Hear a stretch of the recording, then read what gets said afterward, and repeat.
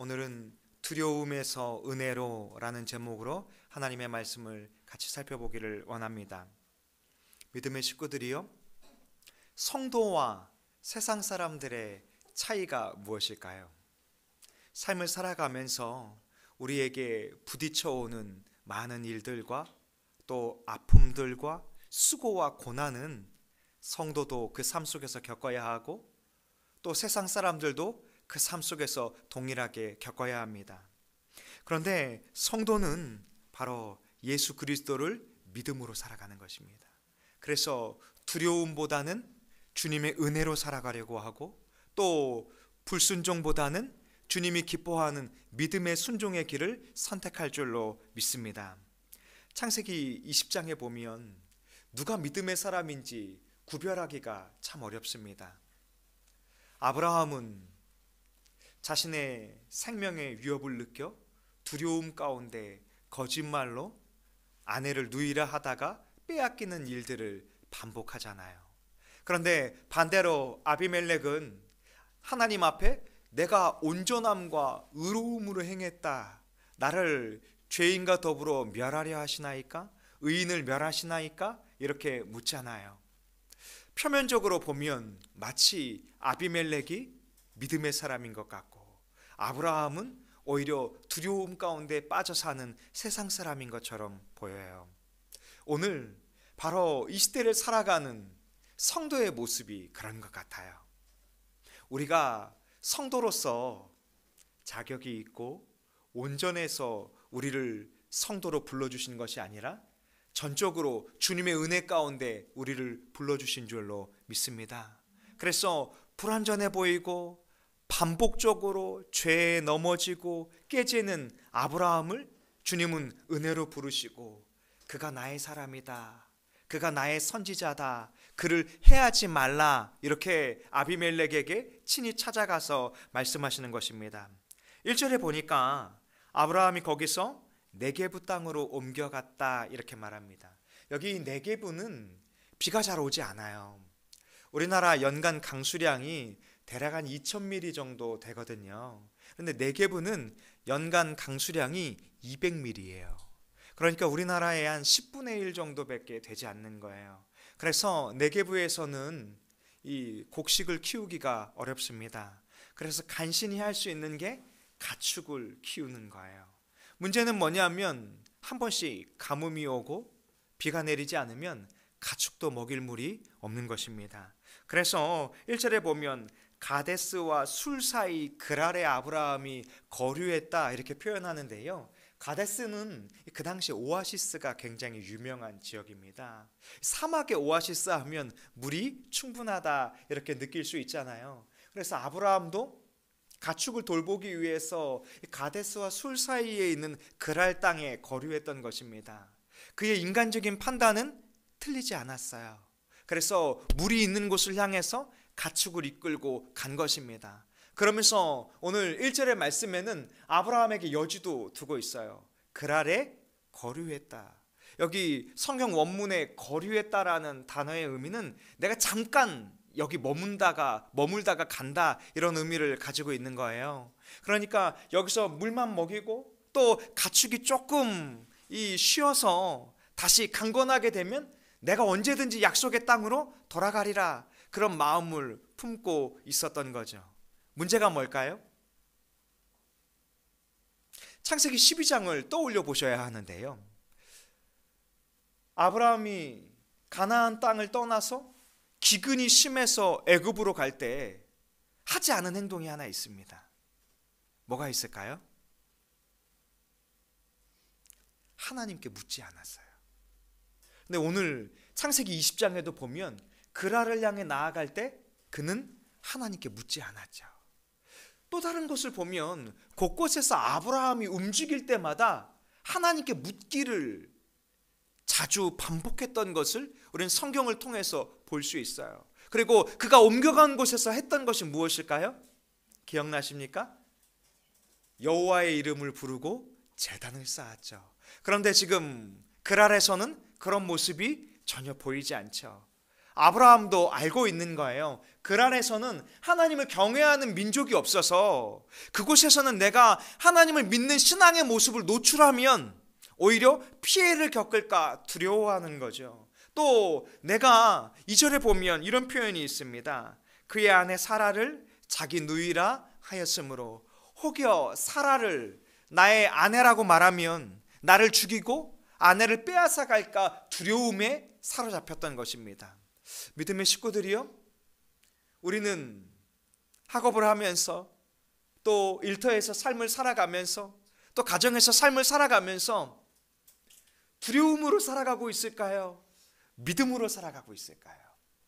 주님 앞에 구하며 살아가고 있을까요? 아니면 내 힘으로 살아가려고 애쓰고 있을까요? 소망없는 것은 주님은 우리를 은혜로 부르셨고 우리가 주님 앞에 믿음으로 구하기를 원하시는 줄로 믿습니다. 오히려 원망보다, 불안한 마음을 표현하는 것보다 주님, 나를 붙잡아 달라고, 나를 인도하여 달라고 구하는 것이 믿음의 사람에게 더 현명한 일인 줄로 믿습니다. 아브라함은 창세기 12장에서 본토 친척 아비집을 떠나서 하나님이 말씀하시는 가나안 땅으로 출발하여 지금 수많은 여정이 흐르고 있잖아요. 이미 곧 있으면 그에게 약속한 아들 이삭이 나오잖아요. 이삭을 혹시 몇 세에 낳는지 기억하십니까? 100세에 낳죠. 그러면 지금 아브라함이 하나님과 동행한 시간이 적어도 몇 년은 될까요? 20년은 넘는 거죠. 최소 20년 이상 그가 주님과 동행하며 주님의 말씀을 경험하며 주님이 그에게 베풀어 주신 놀라운 역사를 체험했던 것입니다. 또 하나님의 말씀을 직접 듣기도 하였고 하나님을 직접 만나기도 했잖아요. 그럼에도 불구하고 눈에 보이는 현실 가운데 여전히 두려워하고 있는 모습, 또 그것 가운데 인간적인 방편으로 인간적인 꾀를 내서 자신의 문제를 해결하고 싶어하는 마음들, 그 모습이 바로 불신앙적인 두려움이다라고 오늘 말씀이 가르치고 있는 것입니다. 2절을 다시 보면 그의 아내 사라를 자기 누이라 하였으므로 그랄 왕 아비멜렉이 사람을 보내어 사라를 데려갔더니, 이게 참 머피의 법칙처럼 이렇게 하면 안 되는 걸 알면서 하고 나면 어떻죠? 꼭 그 꾀에 넘어지는 일들을 우리는 경험하잖아요. 내가 조금만 피하면 그냥 잠깐 누가 좀 나를 눈 감아주면 좋을 것 같은데 조금 눈 감아주지 않고 결국 올무에 빠지는 일들을 우리는 경험하고 말잖아요. 신앙의 일들도 늘 그런 것 같아요. 내가 그냥 주님, 내가 완전히 떠나는 게 아니라 거류한다고 했잖아요. 잠깐 주의 말씀을 벗어나는 것이 내 인생에 어떤 해가 될까요? 여전히 나는 주님의 손 안에 있을 텐데. 우리는 이런 마음을 품을 때가 있잖아요. 그런데 그것이 바로 뭐예요? 우리가 올무에 빠지는 때인 거예요. 주의 말씀을 따라 살아가지 않고 우리가 원하는 길을 걸어가고자 할 때 우리는 이처럼 넘어질 수밖에 없는 거예요. 하나님을 의지해서 내 인생의 문제를 돌파해내려고 하지 않고 오히려 사람 앞에서 그 사람을 두려워해서 우회적으로 살아가려고 하다가 우리는 넘어지는 때를 많이 경험하는 것입니다. 그래서 주님은 이 말씀을 통해서 우리에게 내가 원하는 길이 아니라 주가 원하는 길을 걸어야 하고 주의 은혜로만 살아야 한다라고 말씀하시는 거예요. 여러분, 이 문제는 누구 때문에 일어났을까요? 아브라함 때문에 일어난 거죠. 아브라함이 잘못된 선택을 했고 거짓말을 해서 이 문제가 생긴 거잖아요. 그러면 주님이 누구한테 가서 따지셔야 될까요? 아브라함한테 가서 이 문제, 네가 저지르는 거니까 네가 해결해라, 이렇게 말씀하시는 것이 합당한 일이잖아요. 그런데요, 우리 하나님 아버지는 오늘 20장의 말씀 가운데에는 마치 유치부 꼬맹이가 잘못했을 때 분명히 원인은 이 꼬맹이가 잘못했는데 이 꼬맹이를 아프게 한 그 상대방을 향해 쫓아가 따지는 아버지의 마음처럼 찾아가시는 거예요. 그래서 3절에 보니까 이렇게 말씀합니다. 그 밤에 하나님이 아비멜렉에게 현몽하시고 내가 데려간 이 여인으로 말미암아 내가 죽으리니 그는 남편이 있는 여자임이라. 오히려 하나님이 친히 아비멜렉에게 가서 그 여인을 아브라함에게 되돌려주라. 그렇지 아니하면 내가 이 여인으로 말미암아 죽으리라. 이렇게 말씀하세요. 여러분, 여기에 우리의 은혜가 담겨져 있어요. 우리가 잘해서 하나님이 우리를 보호해 주시는 게 아니에요. 우리가 열심을 내서 보호해 주시는 것이 아니라 우리가 하나님의 자녀이기 때문에 우리를 보호해 주시는 것인 줄로 믿습니다. 우리가 주님의 은혜 가운데 믿음으로 주님이 불러주셨고 구원해 주셨고 하나님의 백성 삼아 주셨기 때문에 우리가 주의 날개 아래 보호받는 줄로 믿습니다. 그러니 믿음의 식구들이요, 내가 죄가 많아서, 내가 연약해서 이런 마음 때문에 주님을 멀리하지 않았으면 좋겠어요. 오히려 우리가 연약할수록 은혜의 자리로 나아가야 할 줄로 믿습니다. 오히려 우리가 불안정한 모습일수록 주님 앞에 더 가까이 해야 할 줄로 믿습니다. 성경은 여러 본문을 통해서 나는 너의 방패요, 나는 너의 상급이요, 나는 너의 기업이요, 이렇게 말씀해 주시잖아요. 바로 우리 여호와 하나님이 우리의 방패가 되시고 우리의 기업이 되시고 우리의 상급이 되어 주셔서 우리를 늘 인도하여 주시고 보호하여 주실 줄로 믿습니다. 오히려 주님은 그래서 아비멜렉에게 찾아가서 아브라함의 편에서 돌려보내라 이렇게 말씀하고 있는 거예요. 그런데 사실 아브라함은 아비멜렉 앞에서 이 말을 할 수 없거든요. 처지가 곤란해요. 자기가 한 거짓말을 주워 담을 수가 없잖아요. 그래서 우리의 보호자 되시는 하나님께서 사실은 사라에게 남편 아브라함이 있다 이렇게 대신 말씀해 주시는 거예요. 내향적인 저에게는 참 위로가 되거든요. 대신해서 하나님이 찾아가 주셔서 친히 아버지와 같이 우리를 쓰다마 주시는 것입니다. 4절에 이렇게 말합니다. 아비멜렉이 그 여인을 가까이 하지 아니하였으므로 그가 대답하되 주여 주께서 의로운 백성도 멸하시나이까. 여러분, 이 하나님 앞에 고백을 이전에 누가 했을까요? 아브라함이 소돔과 고모라의 멸망을 앞두고 조카 롯을 구원하기 위해서 하나님 앞에 그런 기도를 하잖아요. 주여 의인을 악인과 함께 멸망시키시려 하시나이까. 지금 이 기도를 아브라함이 했었는데 오히려 지금 그랄의 왕인 이방의 아비멜렉이 하나님 앞에 내가 죄를 짓지도 않았는데 내가 죄가 없는 백성도 심판하려 하시나이까 이렇게 묻고 있는 것이죠. 그러면서 5절에 말하기를 아브라함은 그가 나에게 있는데 누이라고 하지 아니하였나이까. 그 여인도 그는 내 오라비라 하여 싸우니 나는 온전한 마음과 깨끗한 손으로 이렇게 행하였나이다. 여기 이 온전한 마음, 깨끗한 손, 이것이 가리키는 것은 무엇이냐 하면 이 일의 발단이 나로 인한 것이 아니라 아브라함으로 인한 것이다 이렇게 말하고 있어요. 반대로 지금 주님이 아비멜렉 앞에서 창피함을 겪고 계신 거예요. 왜요? 당신이 선택한 아브라함이 죄를 저지른 것 아닙니까? 내 문제가 아니지 않습니까? 이렇게 하나님 앞에 아브라함을 고발하고 있는 것이죠. 주님은 여기에 대해서 이렇게 말씀하십니다. 6절에 보면 그래, 내가 온전한 마음으로 이렇게 한 줄을 나도 알고 있다. 그러나 너를 막아서 내가 범죄하지 아니하게 지금 너를 지키고 있는 것이다.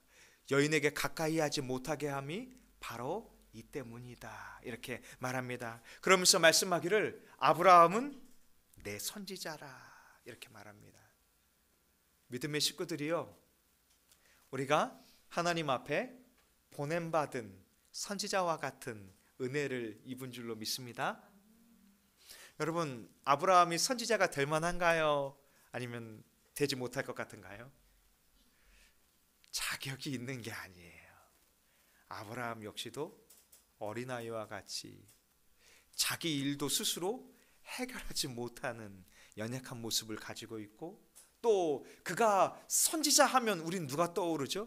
이사야 선지자, 엘리야 선지자, 정말 담대히 하나님의 말씀을 자기 백성들을 향해 선포했던 선지자, 하나님의 놀라운 능력을 나타내었던 선지자를 기억할 수 있잖아요.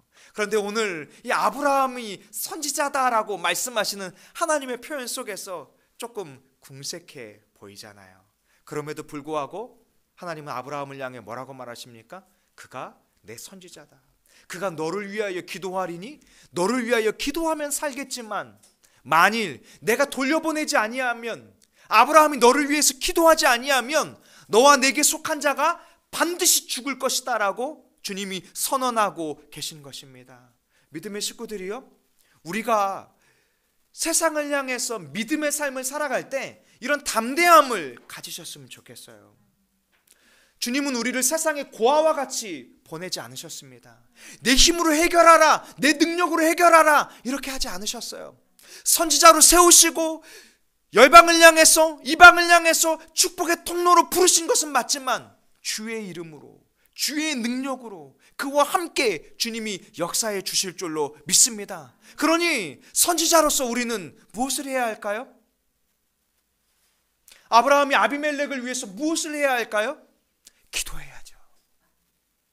우리에게 맡겨주신 우리의 이웃들을 위해서, 우리가 열방에 동역하고 있는 선교지를 위해서, 잃어버린 영혼을 위해서, 또 우리 공동체 가운데 연약해져 있는 식구들을 위해서, 또 우리에게 맡겨주신 우리의 친척과 또 우리의 가족들을 위해서 선지자와 같은 부르심을 따라 주님 앞에 간구하며 살아갈 수 있기를 원합니다. 때로는 아마 여러분들에게도 그런 마음이 들리기도 할 거예요. 아유, 네가 무슨 그리스도인이야. 내가 너 어떻게 사는지 다 알아. 내가 너 어렸을 때부터 어떻게 커왔는지도 다 알아. 이런 마음이 우리의 이웃들로부터 들려질 수도 있어요. 우리의 겉모습을 보면서 야, 너나 좀 똑바로 살아. 너 때문에 지금 하나님의 일이 그르쳐지고 있잖아. 아비멜렉이 표현한 아브라함의 모습이 그런 모습이잖아요. 지금 사실 아브라함은 사라를 빼앗기면 안 되거든요. 왜요? 이삭이, 약속의 씨가 아브라함과 사라를 통해서 나와야 하는데 지금 하나님의 놀라운 계획이 아브라함의 잘못된 선택과 거짓말로 인해서 흐트러지고 있는 것입니다. 그런 일들이 우리 안에도 분명하게 있을 것입니다. 우리가 때로는 믿음의 선택을 하지 못할 때, 때로는 우리가 두려움과 불신앙적인 모습으로 살아가려고 할 때 그런 마음들이 우리에게 들려질 수 있어요. 그런데 우리가 늘 그럴 때마다 기억해야 하는 것은 무엇일까요? 그리스도 예수 안에 있는 자에게는 결코 정죄함이 없나니. 우리의 의로 구원받은 것이 아니라 이는 생명의 성령의 법이 죄와 사망의 법에서 너를 해방하였습니다. 우리가 죄에서 구속함을 받은 것, 하나님 앞에 온전하다, 의로운 자다 칭함을 받은 것, 바로 믿음 때문인 줄로 믿습니다. 예수 그리스도의 의 때문인 줄로 믿습니다. 그러니 우리는 우리의 불완전한 모습 때문에 위축되거나 불완전한 모습 때문에 부르심을 따라 살아갈 수 없다라고 생각하면 안 되는 거예요. 애초에 우리는 불안정한 채로 부르심을 받았어요. 아브라함도 똑같잖아요. 아브라함도 우상의 물건을 만들다가 우상을 숭배하는 기물을 만드는 자로서 부르심을 받았던 거잖아요. 그런데 그가 주님의 부르심을 받아서 불완전하지만 계속해서 믿음으로 살아갈 때 주님은 그를 향해서 아브라함이 여호와를 믿으니 그를 의롭다 칭하여 주셨잖아요. 그리고 믿음의 조상으로 세워주시고 약속의 씨를 낳게 하여 주시고 그를 통해서 예수 그리스도를 통해서 열방의 백성이 구원받을 수 있는 길이요 진리요 생명 대신 이 축복의 길이 열린 줄로 믿습니다. 다음 날 아비멜렉은 이제 종들을 모두 불렀어요. 아침에 일찍이 일어나 모든 종들을 불러 이 모든 일을 말하여 들려주니 그들이 심히 두려워하더라. 이 왕부터 시작해서 모든 신하들이 두려움에 빠지기 시작한 거죠. 누구 때문에요? 여호와 하나님 때문에. 여러분, 세상은 하나님을 믿지 않지만 하나님 앞에 두려워 떨 수밖에 없어요. 하나님의 능력을 경험한 자라면 하나님의 능력이 나타날 때 세상은 두려워 떨 수밖에 없는 것입니다. 그러니 우리가 세상을 두려워할 것이 아니라 세상에 주님의 이름을 붙들고 담대히 믿음으로 나아가야 할 줄로 믿습니다.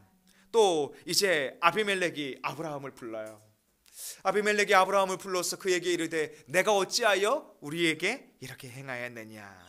또 하반절에 보니까 내가 무슨 죄를 내게 범하였기에 내가 나와 내 나라가 큰 죄에 빠질 뻔하게 하였느냐. 그랬더니 아브라함의 대답이 좀 궁색합니다.